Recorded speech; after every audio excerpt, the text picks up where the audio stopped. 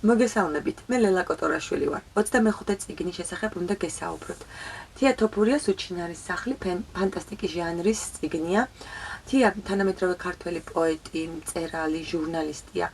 რამდენიმე დღის წინ ევროკავშირის ლიტერატურულმა კონკურსმა თიას წიგნი ეკოპისჭა ფინალში დაასახელა და ქართული საზოგადოებისთვის ეს ნამდვილად მოსალოცი ამბავია. ვილოცავ ავტორს ამ აღიარებას და წარმატებას.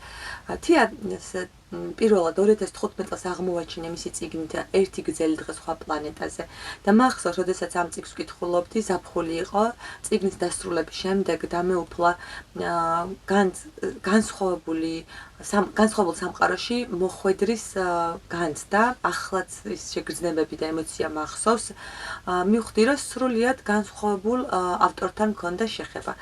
შემდეგ რაჭაში გავაცანი ეს წიგნი ბავშვებს, მივწერეთ თიას, თია მას გვიპასუხა და შემდეგ უკვე პირადად გავიცანი ავტორი.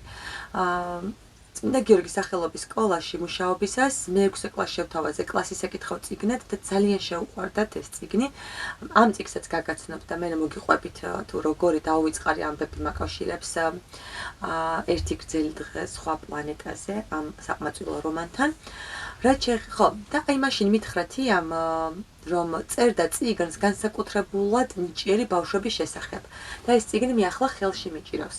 უჩინარის სახლი 2 წელია გამოიცა, ზოლიანი კატარის მისი გამომცემლობა და შეიძლება თამამად ითქვას, რომ უკვე მოზარდებს ძალიან უყვართ. ეს წიგნი წაიკითხა ჩემმა შვილმა, ჩემმა მოსწავლეებმა და ახლა ზუსტად რამდენიმე ცოტა ხნის წინ ჩემმა მერვე კლასელმა მოსწავლემ მითხრა, რომ უჩინარი სახლი შეიძინა.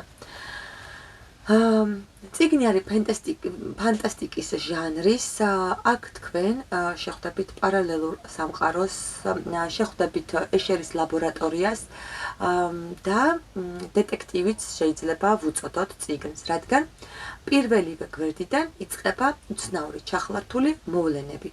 მთავარი მთხრობელი არის მთავარი პერსონაჟი 12 წლის გოგო, რომელსაც სახელი ასე არ აქვს და ძალიან საინტერესო უცნაური პერსონაჟია, ბევრს ფიქრობს, წერს, თავიდან მეგობრები არ ჰყავს, მაგრამ ვარსკვლავის ჩამოვარდნის ხმას რომ გაიგებს, მას შემდეგ დაუმეგობრდება თავის კლასელ ბიჭს ფელიქს, რომელსაც ასევე ხშირად ესმის ვარსკვლავების ცვენის ხმა. ასე უცნაურად იწყება წიგნი და ეს მოვლენა, რომ ამ ვარსკვლავის ჩამოვარდნის ხმას გაიგებს, ჩვენს წიგნის მთავარ გმირს მიიყვანს სახლამდე, პეპერას სახლამდე, რომელიც გაუჩინარდება და მხოლოდ ერთხელ იხილავს მას 12 წლის გოგო. აღმოჩნდება, რომ კიდევ წიგნში რამდენიმე პერსონაჟს უნახავს წიგნი და აქ ნამყოფია. უცნაურად აღმოაჩენენ ამ იქ ყოფნის ამბავს და აი სამი მეგობარი, კაპა, ფელიქსი და მთხრობელი 12 წლის გოგო დაიწყებენ გამოძიებას, რატომ უჩინარდება ეს სახლი და ეს კვლევა ძიება მათ მიიყვანთ ეშერის ლაბორატორიამდე, განსაკუთრებული ნიჭის მქონე ბავშვ აკლასამდე, რომლებსაც იმისთვის ამზადებდნენ, სკოლის დამთავრების შემდეგ ეშერის ლაბორატორიაში განეგრძოთ მუშაობა. ამ ლაბორატორიას კი ჰქონდა ძალიან ცუდი მიზანი, აფეთქებდნენ, კვლევებს აწარმოებდნენ და წყალქვეშ აფეთქებდნენ ნივთიერებებს, რაც იწვევდა ქანების დაზიანებას. ეს კი ქალაქს ჩაძირვით ემუქრებოდა. ქალაქი მთავარი პერსონაჟია მთხრობელთან ერთად, შეიძლება თამამად ითქვას და ამ ქალაქში მართალია წიგნში სახელი არ ჰქვია, მაგრამ ადვილად იცნობა სოხუმი. ამის ანოტაციაშიც არის ნახსენები, თია წერს, რომ როდესაც ქალაქის ბოლო დღე ნახა, ზაფხული იყო და უფროსები თავიანთ საქმეებზე მიდიოდნენ, ბავშვებს არადეგები უხაროდათ და იმ ერთი დღის გამოხმობა და გახსენება ყოველთვის უნდოდა, მაგრამ ვერც წიგნში ვერ მოახერხა და სწორედ აი უჩინარი სახლი მიუძღვნა იმ ერთ დღეს.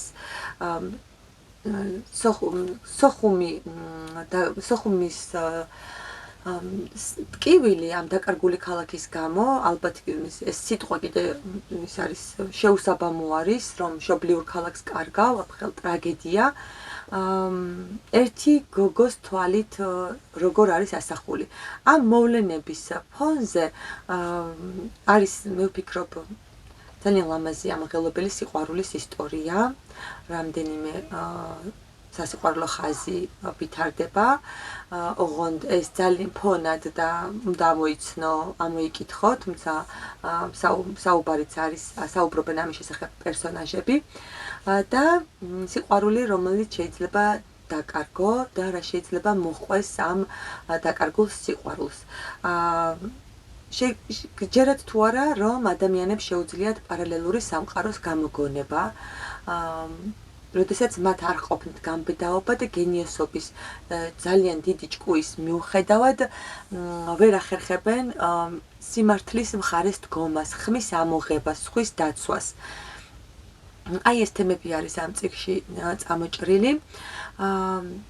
ძალიან მიყვარს დღიური არის ჩართული, ტიტას დღიური და ამ დღიურის კითხვა ძალიან მიყვარს. პერსონაჟი ეპიზოდი სწორედ ამ ტიტას დღიურიდან არის ილუსტრაცია წიგნიდან გადავხატე. ვარსაფონი არის დელფინი, რომელსაც ტიტა ეთამაშება ხოლმე ამეშერის ლაბორატორიაში. კიდევ რა მინდოდა მეთქვა? ხო. უნდა წაგიკითხოთ ერთი ეპიზოდი. აქ თქვენ შეხვდებით ლიტერატურის მასწავლებელს და მე როგორც ქართულის მასწავლებელს ძალიან მიყვარს ეს პერსონაჟი. ლიტერატურის მასწავლებელი უცნაურ სპექტაკლებს ადგმევინებს ბავშვებს, მაგალითად მიიტანს წაიკითხებს ერთ ზღაპარს ან რომანს და სპექტაკლის დაწყების წინ იგებენ ბავშვები რა უნდა ითამაშონ. ვიღაცა შეიძლება შანდალი შეხვდეს, ვიღაცას თივის ზვინი და ეს ამას გამბედაობა სჭირდება, რადგან ყველა ვერ ახერხებს რომ ესე მოულოდნელად ითამაშოს და მე ირკვევა თუ რომ მიზანი აქვს ამ ლიტერატურის მასწავლებას, რომელიც წიგნში ყველაზე ჭკვიანი ადამიანია, რომ ბავშვები მოამზადოს ცხოვრებისთვის და არასდროს არ შეეშინდეთ დაცინვის, რადგან როდესაც დაცინვის ეშინია ადამიანს, ის თავისუფლებას კარგავს და გამბედაობასაც ამასთან ერთად. ძალიან საინტერესო არის და ეს დასაფიქრებელი. ერთგან მასწავლებელ პერსონაჟი ეკითხება მასწავლებელს რას ნიშნავს გენიოსი და მასწავლებელი ასე პასუხობს. რთულ თემას შეეხეთ ბავშვებო, ჩვენ ცხოვრობთ სამყაროში, რომლის შესახებ ძალიან ცოტა რამ ვიცით. მაგალითად ვიცით რომ პომიდორი წითელია და იჭმება, მაგრამ წარმოდგენა არ გვაქვს რა ხდება თუნდაც ყველაზე ახლო პლანეტაზე, ან თუნდაც დედამიწის სიღრმეში, ან რას ფიქრობს ზღარბი, როცა წვიმს. ვის ვუყვარვართ და ვინ პირიქით ვერ გვიტანს. წარმოგიდგენიათ, კაცობრიობამ საუკუნეების მანძილზე ისე იცხოვრა, ისიც არ იცოდა ამერიკა რომ არსებობდა. ამერიკამ კი თავის მხრივ დანარჩენი დედამიწის შესახებ არ იცოდა არაფერი. ჩვენ არ ვიცით, როგორ არის სამყარო მოწყობილი და რატომ არის სწორედ ასე და არა სხვაგვარად.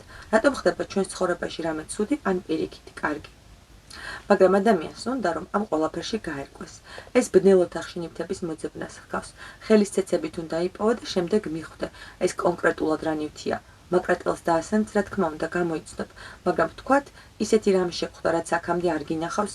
გენიოსიც ვფიქრობს, სწორედ ის არის, ვინც სიბნელეში რაღაცას იპოვის. იტყვის, რომ ეს ესაა და ის მართლაც ის იქნება.